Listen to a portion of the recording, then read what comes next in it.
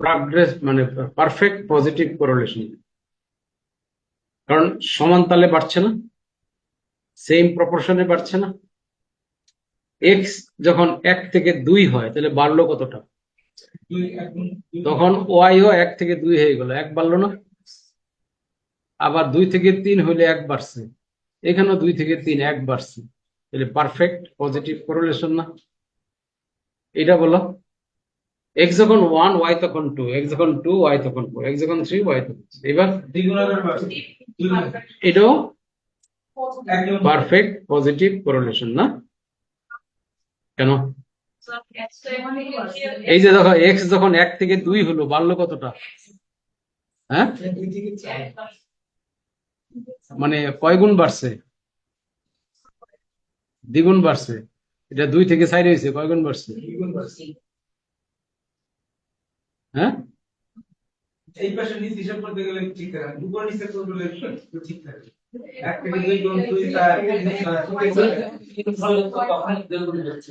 1 থেকে 2 2 থেকে 4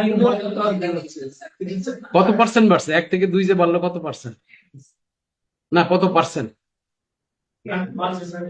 1 থেকে 2 হয়ে গেছে, বাড়লো কতটা? 100% না? 2 থেকে 4 হয়েছে, বাড়লো কতটা? এটাও 100%। এবার 2 থেকে 3 গেল, বাড়লো কতটুকু? 50% না? 4 থেকে 6 গেল, 50%। সেম প্রপোর্শন, তখন এটাও পারফেক্ট পজিটিভ কোরিলেশন। এই দুইটাই যদি পারফেক্ট পজিটিভ কোরিলেশন হয়, তাহলে এই দুইটা ডাটা সেট নিয়ে তুমি যদি অঙ্ক করো, পিয়ারসনস কোরিলেশন কোএফিসিয়েন্ট টেস্ট করো, তাহলে আর এর মান কত পাবা? হ্যাঁ, +1। আর এর মান কিন্তু এখানে +1 পাবে, তাই না? দেখো অঙ্কটা করো, দেখো +1 পাও কিনা। করি অঙ্কটা। 1 2 3 ওয়াই তখন 2 4 6। আমি আশা করছি এখানে পারফেক্ট পজিটিভ কোরিলেশন পাওয়া যাবে এবং আর এর মানটা পাওয়া যাবে +1। দেখি তো কম্পিউটার অঙ্কটা কিভাবে করে। ছোট একটা অঙ্ক দিলাম, এই যে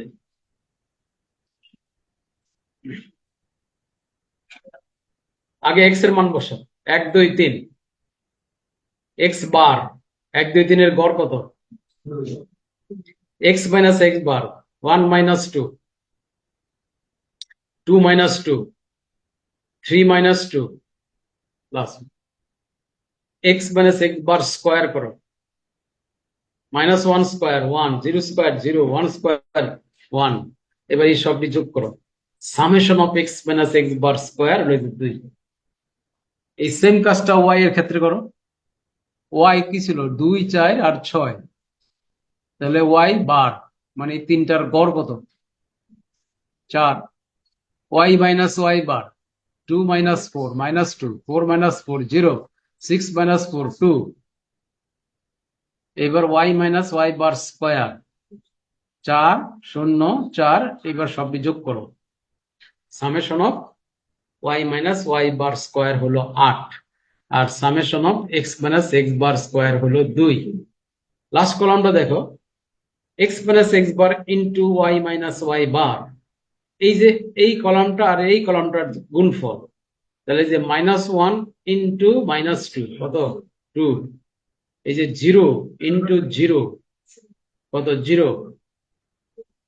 1 ইন্টু 2 তাহলে হয়ে গেল 2। এবার সবটি যোগ করো, 4।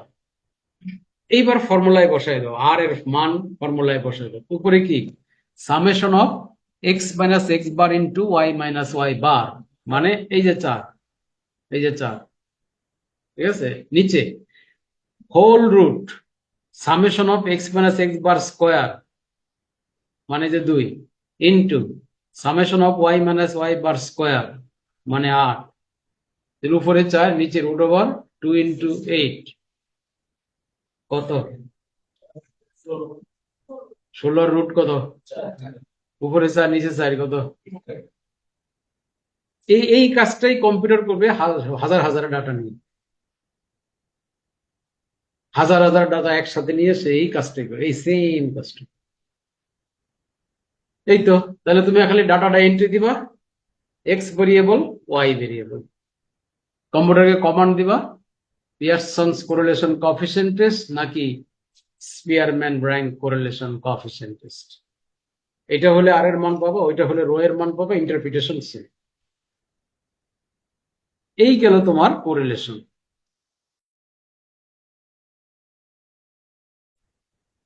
রিগ্রেশনের আরেক নাম কিন্তু প্রেডিকশন অ্যানালাইসিস। প্রেডিকশন করবো আমরা। কি প্রেডিকশন করব, কাকে প্রেডিকশন করব? ডিপেন্ডেন্ট ভেরিয়েবলকে। কার উপর ডিপেন্ড করে? ইন্ডিপেন্ডেন্ট ভেরিয়েবলের উপর ডিপেন্ড করে। এটাকে বলছে prediction analysis. Prediction of dependent variable against a given value of independent variable.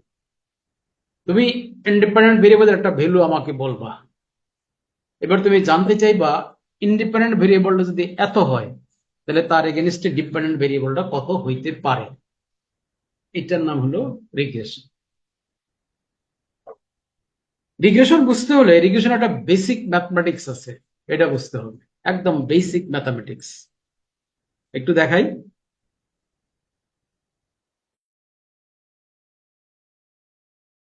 Y তখন 1, এক্স যখন 2, ওয়াই তখন 2, এক্স যখন 3, ওয়াই তখন 3। এক্স এক্সিসে কোন ভেরিয়েবল এন্ট্রি দিবা? ইন্ডিপেন্ডেন্ট না ডিপেন্ডেন্ট? এক্স এক্সিসে ইন্ডিপেন্ডেন্ট, ওয়াই এক্সিসে দিব ডিপেন্ডেন্ট। তো এই যে আমি এক্স এবং ওয়াই 1 2 3 1 2 3 আমি দিলাম, প্লট করলাম, তিনটা ডাটা পয়েন্ট পাইলাম, এটা একটা, এটা একটা, আর এটা একটা, কানেক্ট করলাম, দেখলাম স্ক্যাটার ডায়াগ্রামটা এক কি যাবে, এটা সমান সমান না? সমান সমান না? তো তাহলে এক্স যখন 0 তখন ওয়াই তখন কত? 0। এই জন্য আলটিমেটলি এই যে 0 দিয়ে যাবে। এই স্ক্যাটার ডায়াগ্রামের দিকে তাকিয়ে একটু বলো তো, আমি কি বলতে পারি কিনা ওয়াই ইজ ইকুয়াল টু 0? বলা যায় কিনা ওয়াই ইজ ইকুয়াল টু 0? এটা বলা যায় কিনা, মানে sorry, Y is equal to X, এটা বলা যায় কিনা? Y is equal to X এটা বলা যায়, তাই না? এবার মনে করো ডাটাটা এরকম, এক্স হলো 1 2 3, ওয়াই হলো 2 4 6। এই যে এক্স যখন 1, ওয়াই তখন 2, এই ডাটা পয়েন্ট। এক্স যখন 2, ওয়াই তখন 4 ডাটা পয়েন্ট। এক্স যখন 3, ওয়াই তখন 6 ডাটা পয়েন্ট। তাহলে এই অবস্থায় এক্স যদি 0 হয় তাহলে ওয়াই কত হবে? হুম হুম, এক্স 0 হলে ওয়াই কত হবে? কি তুমি দেখো না, প্রত্যেকটা ক্ষেত্রে ওয়াইটা কি এক্স এর ডাবল না? এই যে এক্স এর ডাবল ওয়াই, এই যে এক্স এর ডাবল ওয়াই, এই যে এক্স এর ডাবল ওয়াই। তাহলে এক্স 0 তাহলে ওয়াই কত? ডাবল করো, 0ই তো হবে। সুতরাং এইবারও কিন্তু তোমারই স্ক্যাটার ডায়াগ্রামটা 0 দিয়ে যাবে, 0 দিয়ে যাবে কিন্তু। কিন্তু আগেরটাও 0 দিয়ে গিয়েছিল, এটাও 0 দিয়ে যাচ্ছে। পার্থক্যটা বুঝতেছো? হ্যাঁ, এই যে দেখো আগেরটা, এই দেখো পরেরটা, পার্থক্যটা কি? স্ক্যাটার ডায়াগ্রামটা একটু ওয়াই এক্সিস এর দিকে, ওয়াই এক্সিস এর দিকে হেলে গেল না কেন? ওয়াই এর মান কিন্তু ডাবল, প্রত্যেকটা এক্স এর এগেনস্টে ওয়াই এর মান ডাবল, এই জন্য একটু ওয়াই এর দিকে ফেলে গেল স্ক্যাটার ডায়াগ্রামটা। যাই হোক, অসুবিধা নাই। তুমি কি এই অবস্থায় বলতে পারো Y is equal to X, এটা বলা যায় কিনা? হুম, চিন্তা করো, Y is equal to X বলতে পারবা কিনা? পারবা? পারবা। কিন্তু Y is equal two 2x বলা যায় না? যায়, যায়। এই যে 2, এই 2টাকে রিগ্রেশনের ভাষায় বলে বি। তাহলে Y is equal to B X, এটা বলতে পারতেছি। বিটা কি আনুপাতিক হার? না, বিটা কি? বিটাকে রিগ্রেশনের ভাষায় বলে বিটা হলো regression coefficient. Beta regression coefficient, সেইটা এই ক্ষেত্রে 2, আরেক ক্ষেত্রে 3 হবে, আরেক ক্ষেত্রে 4 হবে, আরেক ক্ষেত্রে 5 হবে। এইখানে যে রিগ্রেশন কোএফিসিয়েন্টটা 2, এটার দিকে তাকিয়ে এবার একটু চিন্তা করো তো, রিগ্রেশন কোএফিসিয়েন্টটা আসলে কি? আসলে কি একটু চিন্তা করো তো। হ্যাঁ, বুঝলো?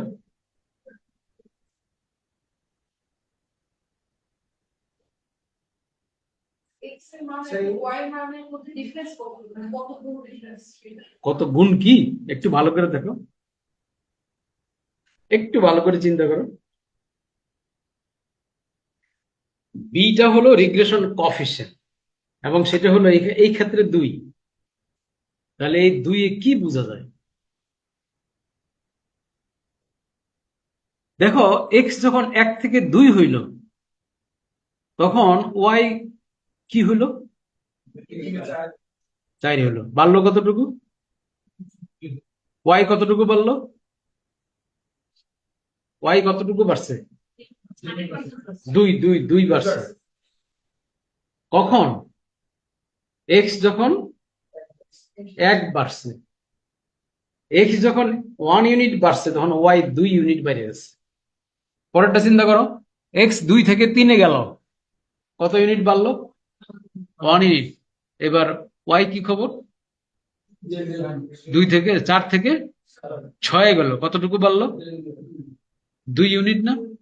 হ্যাঁ, এটি রিগ্রেশন কোএফিসিয়েন্ট। মানে রিগ্রেশন কোএফিসিয়েন্ট মানে হলো it is the magnitude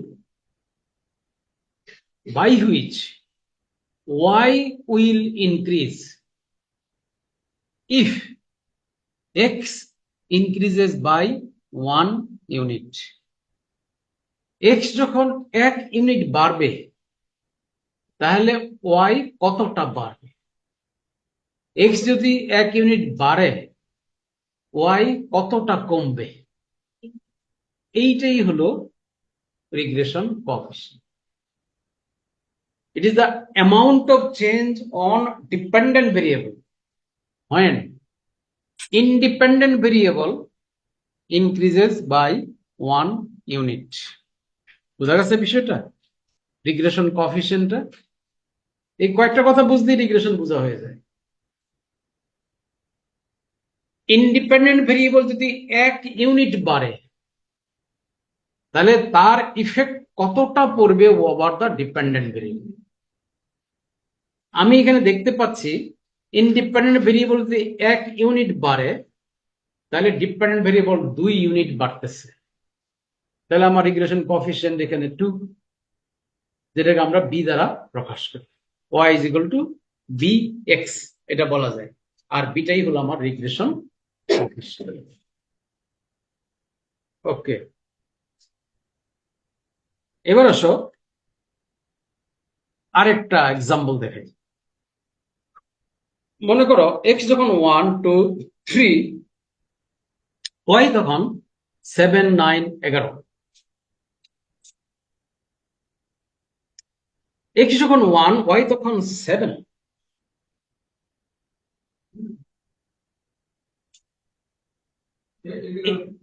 হ্যাঁ হ্যাঁ, এদিকে হচ্ছে ডিফারেন্স, এই যে 1% নিচে আছে তৈরি, ওই জায়গায় 1 নিচে তৈরি ডিফারেন্স। 1 বাড়ার পরে এখান থেকে 2 বাড়ছে, পরে পরেরটা যাও 1 বাড়ছে, এবার কত বাড়ছে? ওই 9 11 কত বাড়ছে? হ্যাঁ, কতটুকু বাড়ছে? 2 বাড়ছে না? 2 বাড়ছে না? এইবার কিন্তু স্কেলার ডায়াগ্রামটা 0 দিয়ে নাও যাইতে পারে।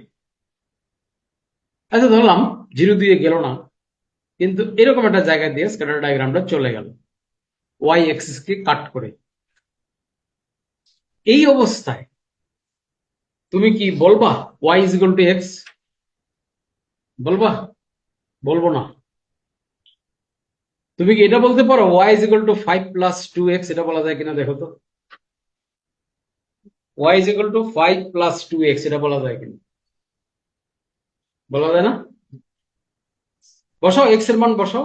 x যখন 1 তখন কিন্তু y ছিল 7, তাহলে x এর মান বসাও না। 2 আর 1 2 আর 5 2 কত? x যখন 3 তখন y ছিল 11, দেখি হয় কিনা। হয়?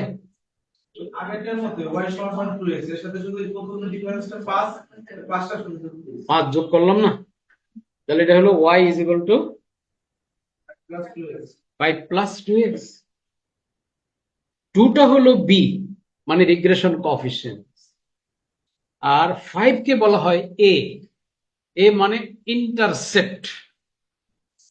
ইন্টারসেপ্ট, রিগ্রেশন কোএফিসিয়েন্ট আর ইন্টারসেপ্ট, দুটো জিনিস বুঝলে তোমার রিগ্রেশন বোঝা হয়ে গেছে। কিন্তু বুঝো, ভালো করে বুঝো। ইন্টারসেপ্ট, একটু তাকায় বলো তো, হোয়াট ইজ ইন্টারসেপ্ট?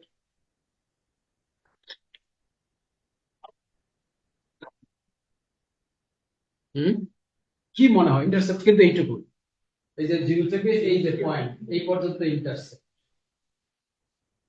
0 থেকে কত দূরে? হ্যাঁ, 0 থেকে কত দূরে? 0টা কিসের?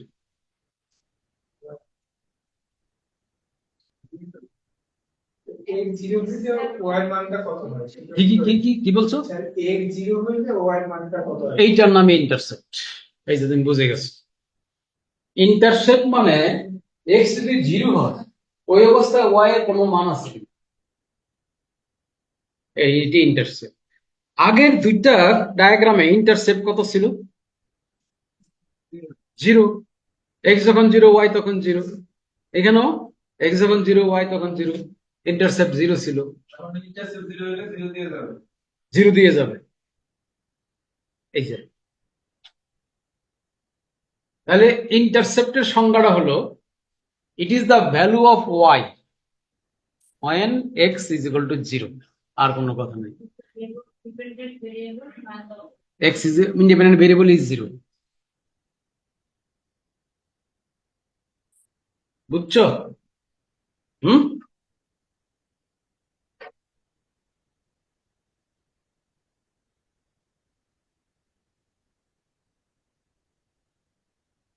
এই মুহূর্তে একটা বাচ্চা জন্ম নিছে, বাচ্চার বয়স কত?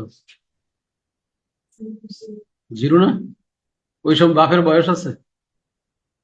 ওইটাই তো ইন্টারসেপ্ট, ওইটাই ইন্টারসেপ্ট।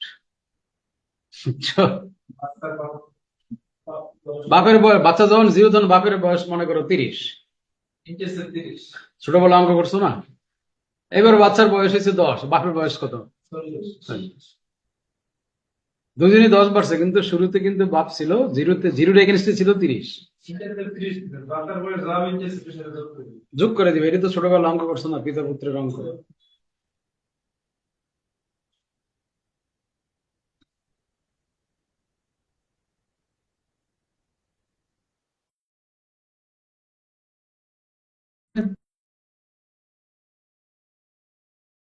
উত্তেজনা আছে কিনা? আছে? নাই? তাহলে তোমার ইন্টারসেপ্ট 0। আর যদি থাকে তাহলে তোমার কিছু ইন্টারসেপ্ট আছে। বুঝছো? কিছুই নয় আমার। দেখবা এরকম লিন থিন, ডায়াবেটিস নাই, হাইপারটেনশন নাই, ডিসলিপিডিমিয়া নাই, কিছু নাই, মাইকার্ডিয়াল ইনফাকশন হয়ে গেছে, কোনো রিস্ক ফ্যাক্টর নাই। ওই অবস্থায় তার কি এমআই এর রিস্ক আছে কিনা? যদি থাকে, ওইটি হলো ইন্টারসেপ্ট।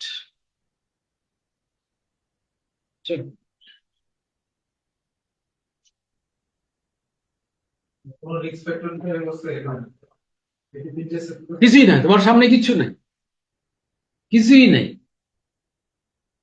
তারপরেও তোমার কোনো রিস্ক আছে কিনা কোনো ডিজিজের, ওইটাই কিন্তু তোমার ইন্টারসেপ্ট। তাহলে এই যে তুমি বেসিক 3টা ম্যাথমেটিক্স বুঝাইলাম, এইটি রিগ্রেশন, আর কিছু না। এখন আসো This is the universal regression equation. Universal regression equation এটা y is equal to a plus bx. এখানে y টা কি? Dependent variable. x টা কি? b টা কি? এটা কি? ইন্টারসেপ্ট। তাহলে রিগ্রেশন কোএফিসিয়েন্ট মানে আমার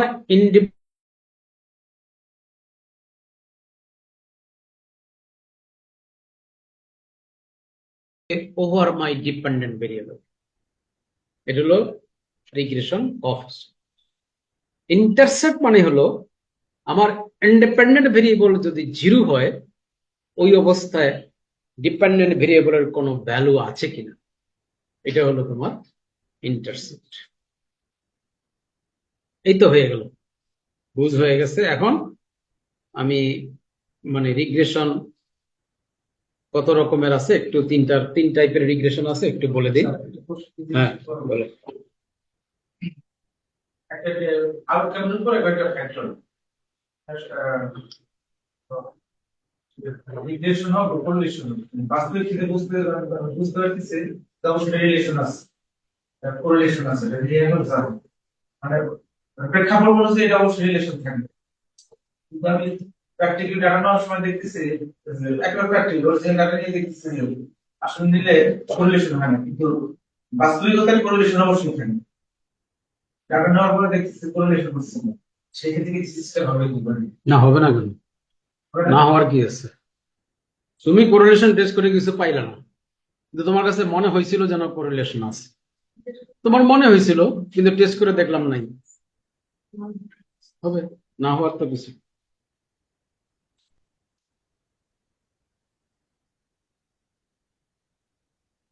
আমার যে মনে হয়েছে এটা তো আমার হাইপোথিসিস। হাইপোনাট্রেমিয়া বেশি হলে ডিজিজ বাড়বে আসলে মর্টালিটি বাড়বে এখন আমি যদি দেখি যে তাদের কম ডিজিজ সিভিয়ারিটি ছিল তারা এরকম বেশি মারা গেছে মানে ডাটা পর পরিপ্রেক্ষিতে এবং এবার রিগ্রেশন কোরিলেশন সব করে একই এরকম আসছে তো এর সাথে আসলে থাকার কথা ছিল যে যত বেশি হাইপোনাট্রেমিয়া তত বেশি মারা সেক্ষেত্রে কি কিন্তু তুমি কি পাইলা? আমি দেখলাম যে কোরিলেশন করতে যে বিভিন্ন ফ্যাক্টর কোরিলেশন করতে যে তুমি দেখলে যে যত বেশি হাইপোনাটিভা তত বেশি বাইসা গেছে, এরকম আসছে নেগেটিভ কোরিলেশন আছে। কোরিলেশন না, এটা তো তোমার ইউজুয়াল নর্মস এর সাথে যাচ্ছে না, যাচ্ছে না। না, তুমি নিশ্চয়ই কোথাও কোনো গ্রস ভুল করছো। আর তুমি যদি মনে করো না আমি কোথাও কোনো ভুল করিনি, আমি কনফিডেন্ট, তাহলে এটি তোমার উত্তর। সারা জীবন মানুষে কইছে যে স্মোকিং করলে ক্যান্সার হয়, আমি রিসার্চ করে দেখলাম না স্মোকিং করলে ক্যান্সার হয় না, উল্টা ক্যান্সার প্রিভেন্ট হয়। তুমি যদি মনে করো যে তোমার রিসার্চ ঠিক আছে, ডিজাইন ঠিক আছে, পাওয়ার ঠিক আছে, তাহলে তুমি এইটি কইল। কেন ফেল করবো? ফেল করার কিছু ফেল করবা যারা না কিছু বুঝে টুঝে না তোর কাছে করতে। তবে তোমার পক্ষে এরকম সাহসী মানে কনক্লুশন করা তোমার পক্ষে সম্ভব না। আমি ধরে নিব তুমি কোথাও না কোথাও একটা মিস্টেক করছো আর কি।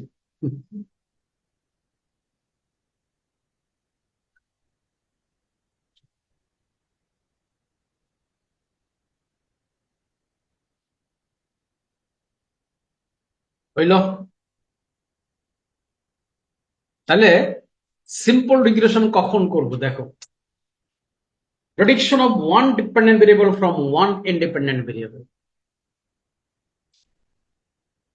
তোমার ডিপেন্ডেন্ট ভেরিয়েবল থাকবে একটা, ইন্ডিপেন্ডেন্ট ভেরিয়েবল থাকবে একটা, এবং দুইটি কোয়ান্টিটেটিভ হয়ে যাবে।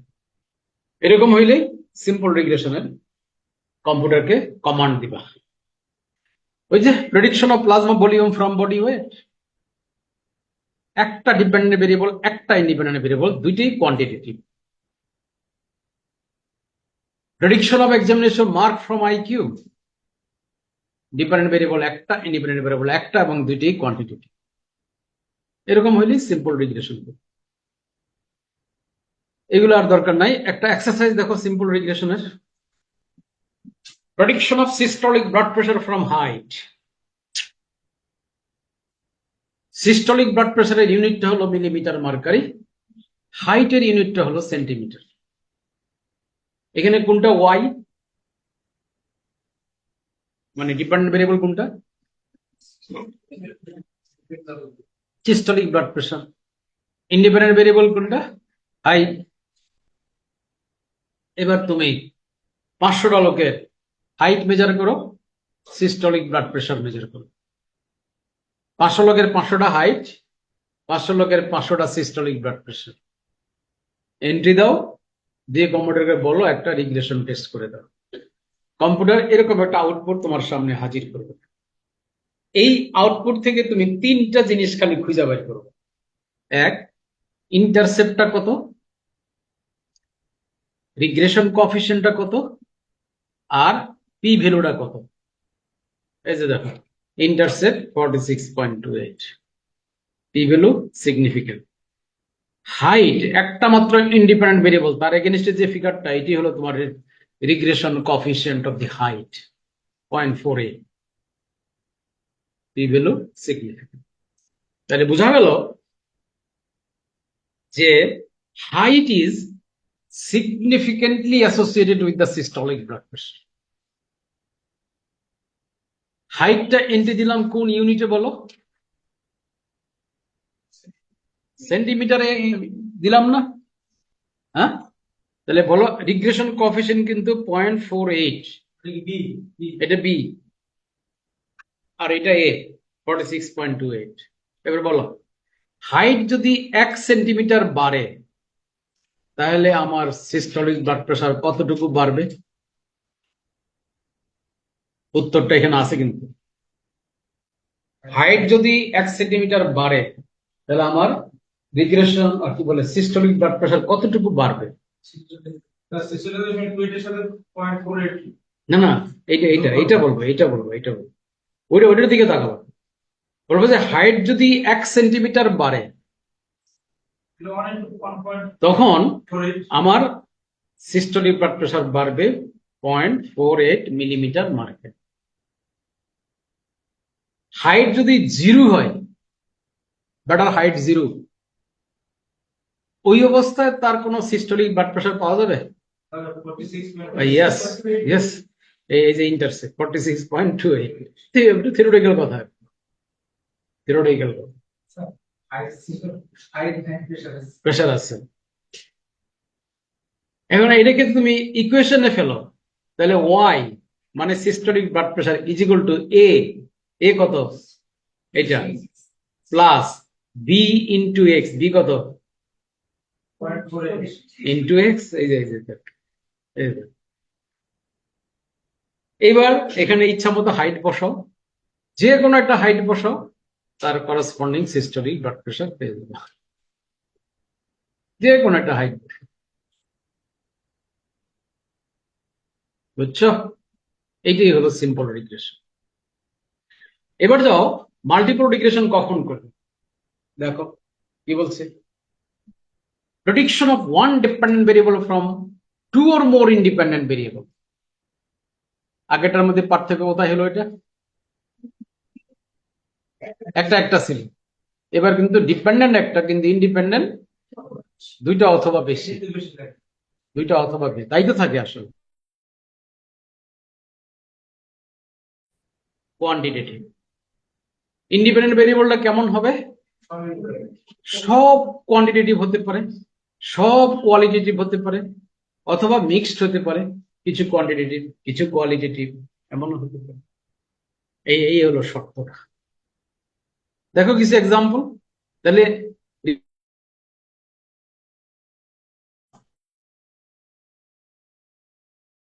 কেন এরকম কেন? কারণ ইন্ডিপেন্ডেন্ট ভেরিয়েবল তো 2 or more, প্রত্যেকটার জন্য আলাদা আলাদা regression coefficient, b1 x1, b2 x2, b3 x3, এরকম। এই দেখো prediction of blood pressure from age, sex, BMI, exercise. এখানে তুমি সিম্পল রিগ্রেশন করতে পারবা? কি করতে হবে? Multiple regression. prediction of lung size from height, age, gender, multiple regression.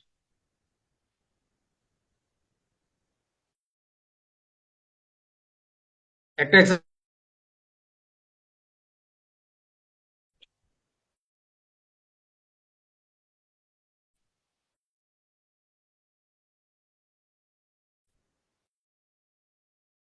Concentration prediction করবা, মাল্টিপল রিগ্রেশন করতে হবে না?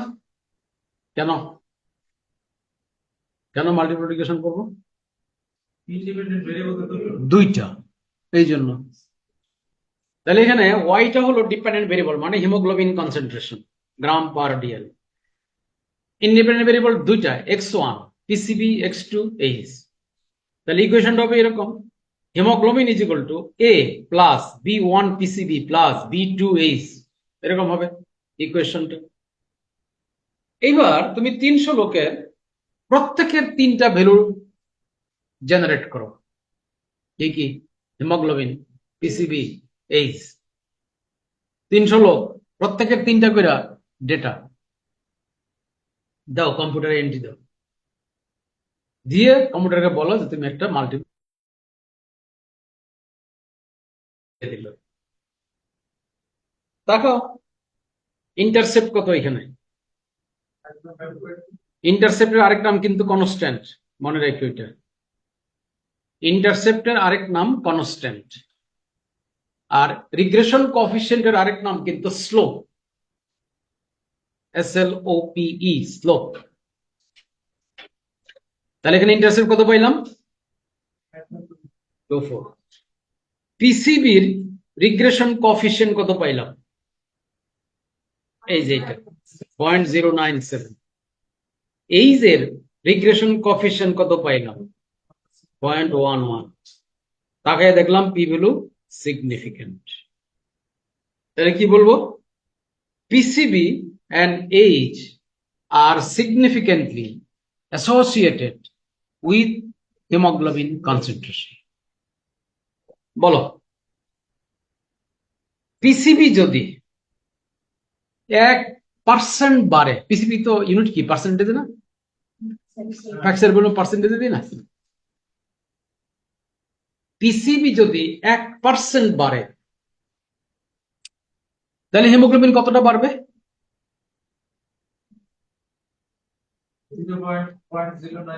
0.097 গ্রাম পার ডিএল। বুঝছো? বয়স যদি, বয়স আমি কিসে এন্ট্রি দিছি? ইয়ারে না? বয়স যদি 1 বৎসর বাড়ে, তাহলে হিমোগ্লোবিন কতটা বাড়বে? 0.11 গ্রাম পার ডিএল। এই যে এইটি হলো ইন্টারপ্রিটেশন। এই যে তখন ইকুয়েশনটা এমন, haemoglobin is equal to A plus B one x1 plus B2 x2। আর এই যে ইন্টারপ্রিটেশন, যেটা তোমাকে অলরেডি বলে ফেলেছি আমি। বুঝছো কি? মন থাকবো?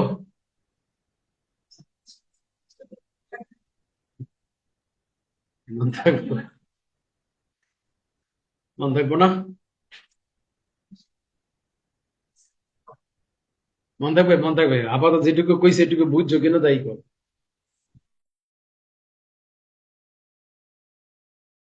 তারপরে দেখবো আবার ভুলবা, আবার এক গ্রামের কম করে। হ্যাঁ হ্যাঁ, যা আইছে তাই কইলাম, আমি যা আইছে তাই কইছি আর কি।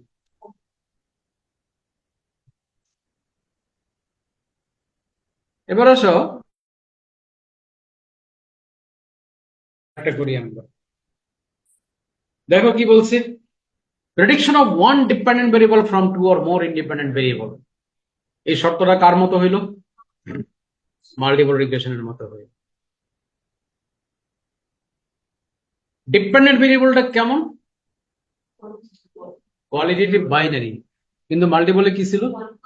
কোয়ান্টিটেটিভ। এইবার কিন্তু পার্থক্য হয়ে গেল, এখানে ডিপেন্ডেন্ট ভেরিয়েবল হইতে হবে qualitative binary. Qualitative binary data মানে দুই দিকেই তার ই আছে। হ্যাঁ, দুইটা ক্যাটাগরি হবে, কোয়ালিটেটিভ হবে এবং মাত্র দুইটা ক্যাটাগরি হবে। উদাহরণ, জেন্ডার, মেল ফিমেল, তারপরে পাস ফেল। তারপরে প্রেগন্যান্সি টেস্ট কি বলবা? এগুলো সব কোয়ালিটেটিভ বাইনারি। লোকটাকে মরে যাবে না বেঁচে যাবে, এটা কি কোয়ালিটেটিভ বাইনারি না? Independent variable all quantitative, all qualitative অথবা মিক্সড। কার মতো হইলো? মাল্টিপলের মতো না? এইটুকুই পার্থক্য। যদি এরকম হয় লজিস্টিক রিগ্রেশন। লজিস্টিক রিগ্রেশন দ্বারা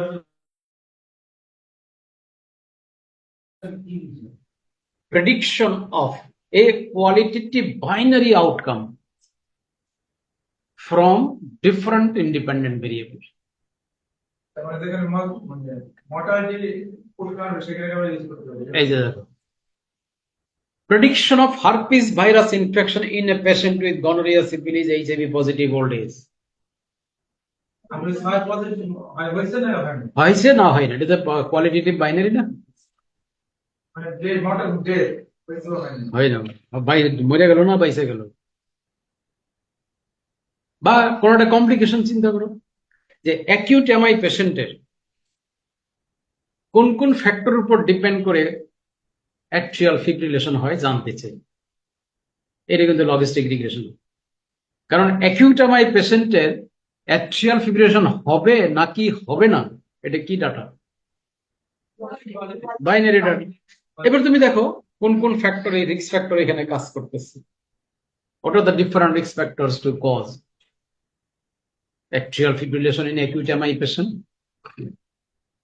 এই যে এরকম এরকম শর্ত হইলেই তুমি লজিস্টিক রিগ্রেশনে চলে যাবে। যেখানে পসিবিলিটি 50% চলে গেল না, কোয়ালিটেটিভ বাইনারি ডাটা। এই যে দেখো আরেকটা উদাহরণ দিই, prediction of mortality following MI on the basis of age, BMI, diabetes, smoking, type of MI, heart failure. Mortality, মরে যাবে না বেঁচে যাবে, কোয়ালিটেটিভ বাইনারি। একটা লোকের বয়স 90 বছর, BMI 45, uncontrol diabetes, chain smoker, ST elevated MI, 3rd degree heart failure. এমন একটা রোগী আমায় ম্যানেজ করে আসার পরে রোগীর আত্মীয় স্বজন তোমাকে যে জিজ্ঞেস করে, স্যার আমার রোগীর কি খবর, উত্তর কি দিবা? আল্লাহ আল্লাহ করে। এই যে তুমি যে আল্লাহ আল্লাহ করেন কইছো, তার মানে তুমি বুঝছো এটা মরে যাবে। কেমনে কেমনে বুঝলা? বইতে যে লেখা আছে যে এরকম সিনারিওতে মর্টালিটি 99.9%। সেদিন আমার এক পেশেন্ট নিউরোসায়েন্সে ভর্তি হয়েছে, তার ইন্টারসেরিব্রাল হেমোরেজ হচ্ছে এমন একটা জায়গায়, জায়গাটা যে কি করলো আমি ভুলে গেছি স্যার। এইরকম জায়গায় হেমোরেজ হলে ডাক্তার বলতেছে স্যার মর্টালিটি 99.9%, এবং আসলেই পরের দিন রিটার্ন করে গেছে। এই যে প্রেডিকশন গুলো করছে কেমনে করছে, বইতে যে আইছে এটা বুঝতে আইছে, আসমানতে ওহিনা দিল। এগুলো সব এই যে লজিস্টিক রিগ্রেশন। এরা তো কষ্ট করে করে সেটা তোমার শুধু আউটপুটটা দিয়ে দিচ্ছে, তুমি একটু বানাও না কষ্ট করে কিছু। করো না একটা অঙ্ক, prediction of herpes simplex virus infection from age, history of gonorrhoea, syphilis, HIV। এখানে এইজটা কিন্তু কোয়ান্টিটেটিভ, গনোরিয়া, সিফিলিস, HIV এগুলো কিন্তু কোয়ালিটেটিভ। কোয়ালিটেটিভ একটা কম্পিউটারে এন্ট্রি দিতে গেলে কোডিং করে দিতে হয়। ডিজিজ থাকলে বলবা মানে 1, না থাকলে বলবা 0, এইভাবে কম্পিউটারে এন্ট্রি দিতে হবে। এটা প্রোগ্রাম করে দিতে হবে। ডাটা এন্ট্রি কিছু প্রোগ্রাম আছে, এগুলো সোজা। ইউটিউবে 2-1 দিন টিউটোরিয়াল দেখলে তুমি পারবা, কঠিন কিছু না।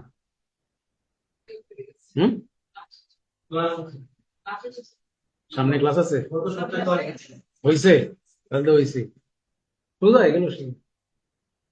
আমি যদিও পারি না, আমি এগুলো করি না, কিন্তু যারা করে তারা দেখি যে চটচট করে পারে, ছাত্ররা দেখি যে করে পারে। তার মানে এটা সোজাই, কঠিন কিছু।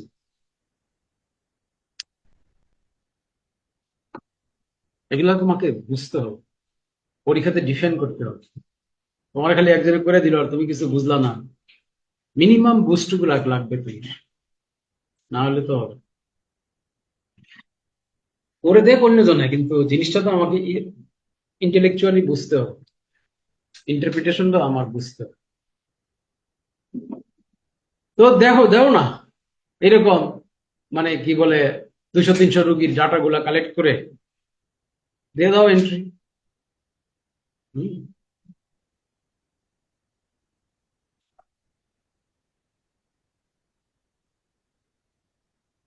এবার এরকম একটা আউটপুট পাই যাবে।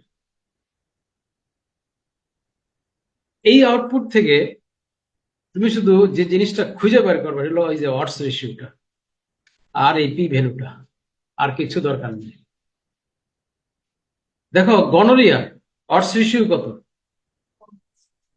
P value not significant. Syphilis ods ratio কত? 3.33, P value significant. HIV ods ratio কত? 5.1, P value 0.007। Age odds ratio 1.06, p value not significant। তাহলে কোনটা কোনটা সিগনিফিক্যান্ট? সিফিলিস আর হ্যাঁ বলবা syphilis and HIV are significantly associated with the herpes simplex infection। হ্যাঁ হ্যাঁ কোনটা? odds ratio ইন্টারপ্রিটেশন কি বলছিলাম না? হ্যাঁ এই যে দেখো দেখো না এই যে সিফিলিসের odds ratio পাইছে 3.3 এবং এটা সিগনিফিকেন্ট। কি বলবো?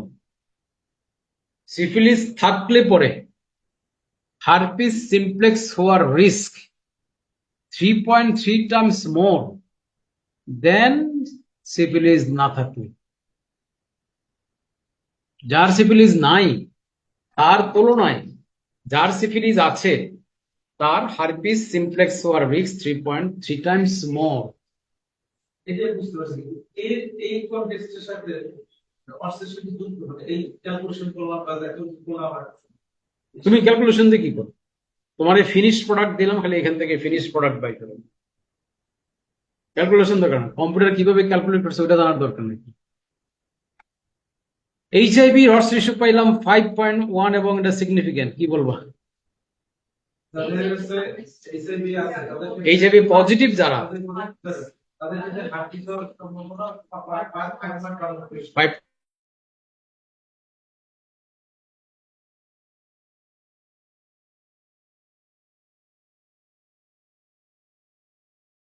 positivity is 5.1 times more risky to develop herpes.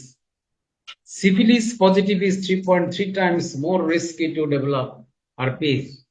There is no association of herpes with gonorrhea.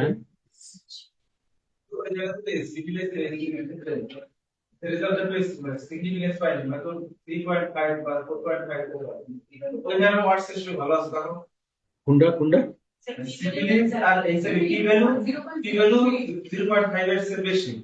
তাহলে সিগনিফিকেন্ট হোক গা, odds ratio যা খুশি তা হোক, তুমি পি ভ্যালুর দিকে তাকাও। হ্যাঁ সিগনিফিকেন্ট হইলে তখন গিয়ে odds ratioটা টান দিয়া ইন্টারপ্রেট করবা, আর সিগনিফিকেন্ট না হলে odds ratio যাই হোক না কেন তুমি বলবো যে নট সিগনিফিকেন্ট।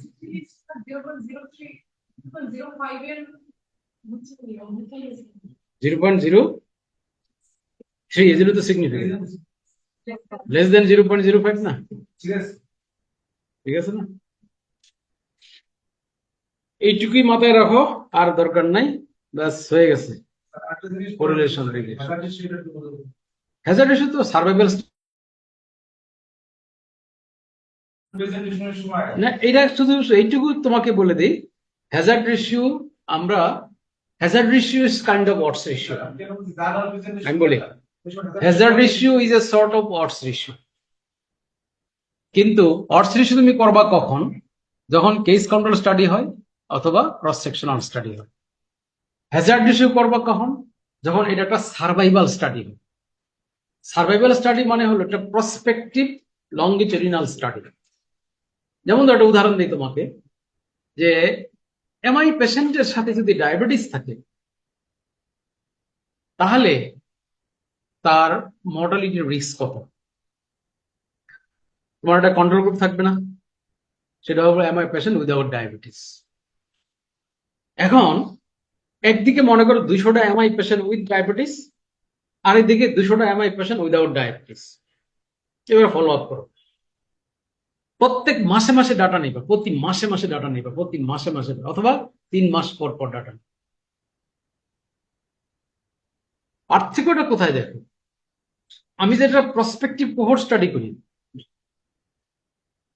আমি শুধু দিন শেষে দেখবো এই গ্রুপে কতজন মারা গেল, কতজন বাইচা গেল, এই গ্রুপে কতজন মারা গেল, কতজন বাইচা গেল।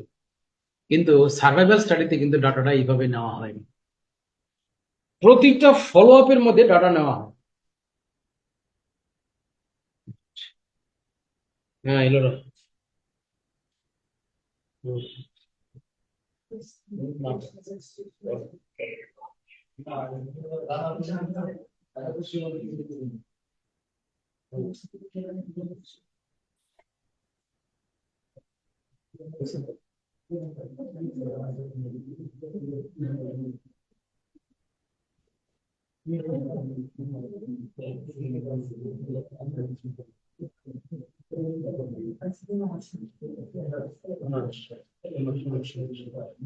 এটা নিয়ম, এগুলো একটা ফার্স্ট কমিটি হবে, সেই কমিটির রিপোর্টের উপর আর একটা সেকেন্ড কমিটি, ঠিক আছে।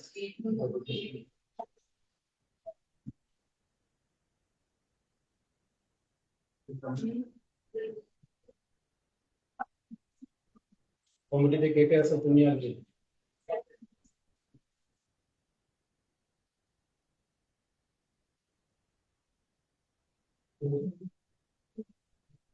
Yes, sir, yes, sir.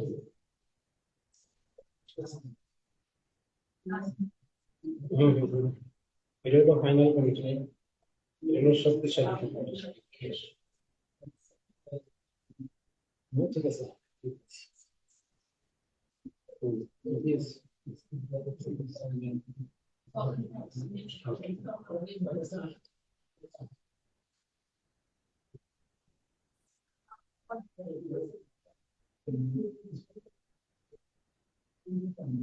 বেলা হইলো?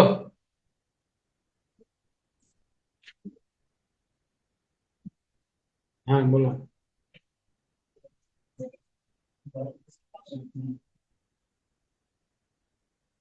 তোমার কিছু করতে হবে না, তুমি শুধু কমিটি ডাকবে, কে হাজির হবে।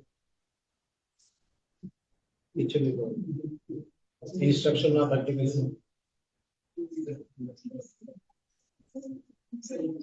ওকে, আর সার্ভাইভাল পাওয়ার জন্য তো এখন সার্ভাইভাল স্টাডিতে কিন্তু এরকম না, প্রত্যেকটা ফলো আপের ডাটাটা কি, এর মধ্যে কয়জন মিস হলো, কয়জন লস্ট ফলো আপ হইলো, এই সমস্ত তথ্যগুলো এন্টারটেইন করে একটা বেশ জটিল একটা ম্যাথমেটিক্স আছে, সেই ম্যাথমেটিক্সে এটা ফেলে। জটিল না, সোজাই। হুম। তো ওই ধরনের, এটা ঠিক কোহর্ট স্টাডি না। কোহর্ট স্টাডিতে কয়জন follow up, lost follow up হলে এগুলোকে এন্টারটেইন করে না, দিন শেষে কয়জন রইলো এটা শুধু এটা দেখবো। কিন্তু প্রতিটা ফলো আপে কতজন পারসিস্ট করলো, কতজন হারাই গেল, কতজন লস্ট ফলো আপ হইলো, এগুলা ডাটাগুলো ম্যাথমেটিক্যাল মডেলে ঢুকাইতে হয়। ঢুকাইয়া তারপরে দিন শেষে একটা হ্যাজার্ড রেশিও তৈরি করে, যেটা interpretation exactly same as ods ratio. ধরো হ্যাজার্ড রেশিও পেলাম 5, এই ধরনের কেস, তুমি বলবা যাদের ডায়াবেটিস, মানে কি এমআই এর সাথে ডায়াবেটিস থাকবে, তাদের ক্ষেত্রে 5 ইয়ার মানে মানে মর্টালিটি বা survival is 5 times more than the MI patient without diabetes.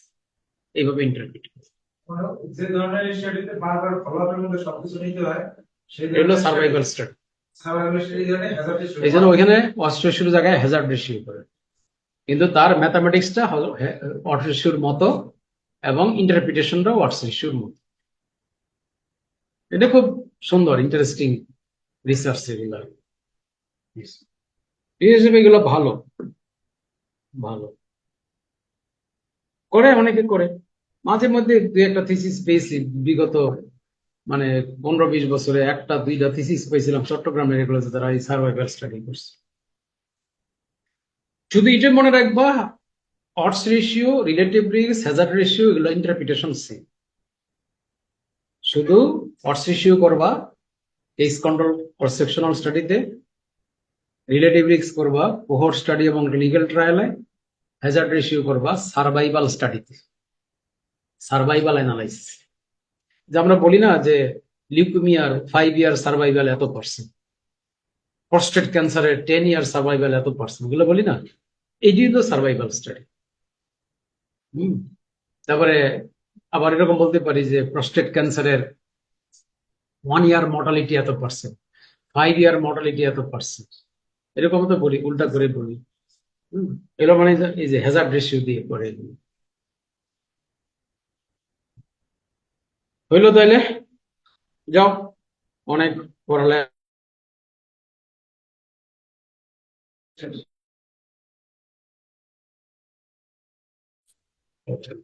Yes. Thank you, sir.